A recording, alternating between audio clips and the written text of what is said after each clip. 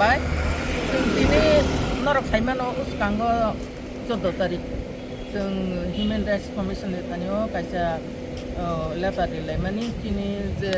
नन्दनगर बानिया खैनायरकनो आटकेसे फायै उसकांगो थांनाय 11 तारिखआव आटकेसे फायै बरकनो खरकसा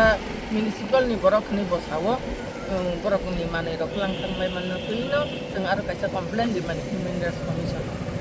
बरक जोंनो आबोनि उत्तर दिनै मालाय फायदो हिनि साहरो जों थांगोन मालायखा मालेमन यागल' अरनि चेयारमेन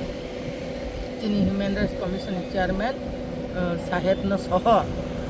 फायलायो अर कायसा खालि जागा दङ अर बाजार खालायमानो होनो बरक सामानिबाय जों अ जागानो स्पट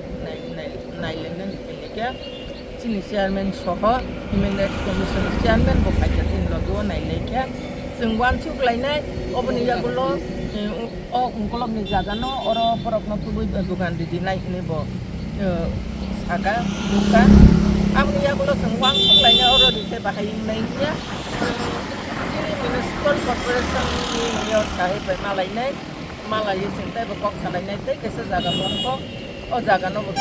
लायनाय आजागा तै सासपिटेबल जागा आबनि वानसुक लायनाय आबनि बागैनो नालायखा हामबाय मारियो जों कमप्लेन दिमानि लगे लगे ना टाइम दिनो न जोंनो अबनि बागै उत्तर दिनानि बागै बरक जोंनो रिंखा अफिसाव जों थाइया ओमफ्राय सलेसनो थानानि बिदिनो दाबो बेसेबाग थांगै दङ आबनि बागै बेलाय हामबाय मारियो जों वानसुक लायनाय दिनै मेयर साहेबाय गक सालायि दामो सलेसनो थां जों आबो नायनाय फैयाबा जों दिनै बर' रक जे बानियाखाय दंमानि बरक जे असहायं दंमानि आबनो सलिसन खायनानि बागैनो जों दिनै अर बाथ्रा लायजा दिनै अर दङ दिनै MLA बुकक सपना दिनै MDC प्लास दिनै TWF नि GS बुकक गीता दिनै सपना तिरिया आगरतला टाउन कमिटिनि भाइस प्रेसिडेन्ट दिनै बुकक सजला दिनै सपना तिरियां बब नन्दनगरनि लुके लोंगै दङ